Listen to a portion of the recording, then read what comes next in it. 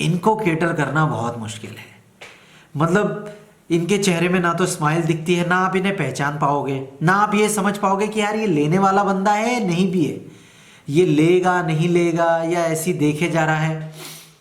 ये बहुत मुश्किल होते हैं। मतलब ये ना आपकी बातों से इम्प्रेस होंगे, ना आपकी प्रॉपर्टी से बहुत ज़्यादा इम्प्रेस होंगे, ये आपकी प्रॉपर्टी में बहुत कमियां निकालेंगे। तो अगर आप रियल एस्टेट इंडस्ट्री में हैं तो ये 4 तरह के क्लाइंट आपके पास ज़रूर आएंगे, आए भी होंगे। कमेंट करके ज़रूर बताइएगा अगर आपने इनमें से किसी भी तरह के क्लाइंट को केटर किया है तो।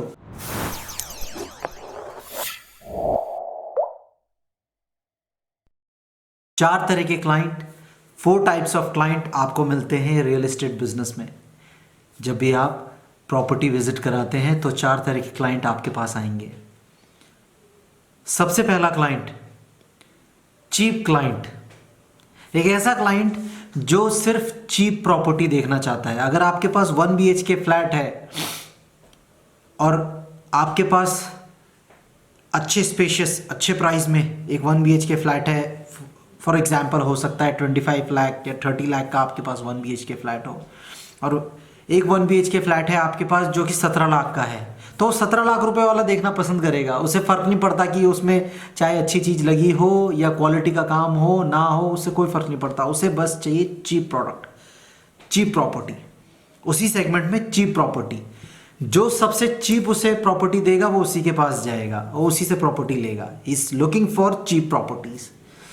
तो चीप क्लाइंट्स जो सिर्फ चीप प्रॉपर्टी देखते हैं।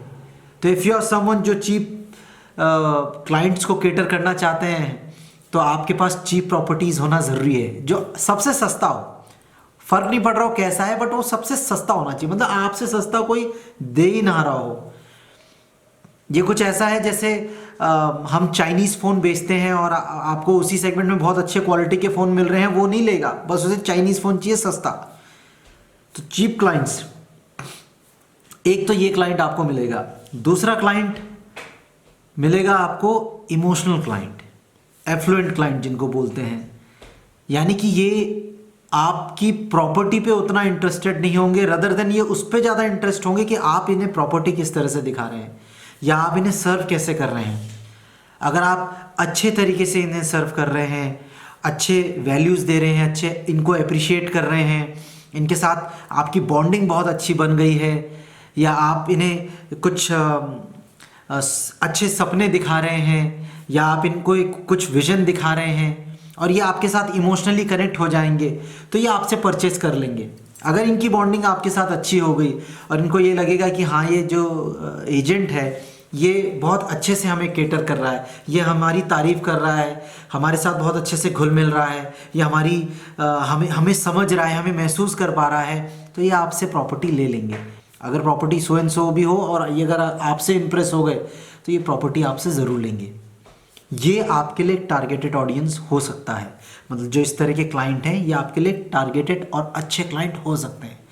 इमोशनल क्लाइंट बहुत अच्छे से केटर किए जा सकते हैं। मतलब अगर आप पहचान गए कि हाँ ये एक अच्छा एफ्लुएंट क्लाइंट है या इमोशनल क्लाइंट की कैटेगरी में है, तो आप इन्हें बहुत अच्छे तरीके से इन्हें अच्छे तरीके से सर्व कर सकते हैं। तीसरी कैटेगरी मिलेगी एजुकेटेड क्लाइंट की। ये ऐसे क्लाइंट्स होते हैं जो बहुत अच्छी नॉलेज रखते हैं और बहुत अच्छा रिसर्च वर्क करते हैं। कोई भी प्रॉपर्टी लेने से पहले ये अच्छे से रिसर्च करते हैं। ये आपसे ऐसे ऐसे सवाल पूछेंगे जो आप भी सोचोगे कि हाँ यार, अगर मेरे पास नॉलेज होती, मेरे पास स्किल्स होते, या मेरे को अपने प्रॉपर्टी के बारे में अच्छी इन्फॉर्मेशन है, तभी मैं इनको अच्छे से सर्व कर पाता। तो इस तरह की कैटेगरी को केटर करने के लिए आपको अच्छी नॉलेज होना ज़रूरी है अपनी प्रॉपर्टी के बारे में। ये आपसे बहुत तरह के सवाल पूछ सकते हैं। हो सकता है अप्रूवल से रिलेटेड सवाल पूछ लें, FAR से रिलेटेड सवाल पूछ लें, लीगल तरीके से सवाल पूछ लें, लेआउट के बारे में सवाल पूछ लें, लैंड रिकॉर्ड के बारे में सवाल पूछ लें, कंस्ट्रक्शन की बारीकी के बारे में सवाल पूछ लें। ये एजुकेटेड क्लाइंट होते हैं, इन्हें हर एक चीज़ पता होती है लगभग। बहुत अगर ये आपकी एजुकेशन से, आपके रिसर्च, आपके स्किल्स से, आपकी नॉलेज से अगर इम्प्रेस हो गए तो ये आपसे प्रॉपर्टी ज़रूर लेंगे।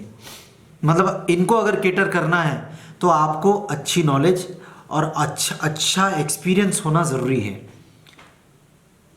ये भी बहुत अच्छे क्लाइंट होते हैं, एजुकेटेड क्लाइंट और इमोशनल क्लाइंट, एफ्लुएंट क्लाइंट जिनको बोलते हैं। तो एजुकेटेड और एफ्लुएंट क्लाइंट ये बहुत अच्छी कैटेगरी के क्लाइंट हैं।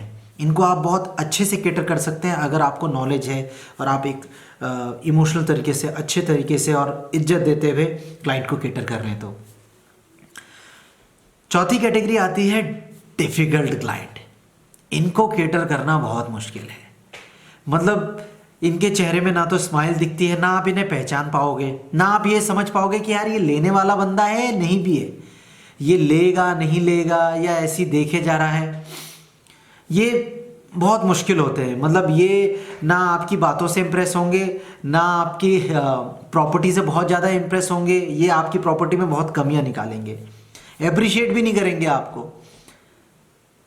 इनको कैटर करना थोड़ा सा डिफिकल्ट होता है और मुझे ऐसा लगता है कि आपको इन पे समय भी कम खर्च करना चाहिए। मतलब अगर इन 4 कैटेगरी में से अगर पर्सनली मैं अगर कैटर करूं क्लाइंट को, तो मैं 2 कैटेगरी को कैटर करना पसंद करूंगा, एक इमोशनल क्लाइंट और एक एजुकेटेड क्लाइंट।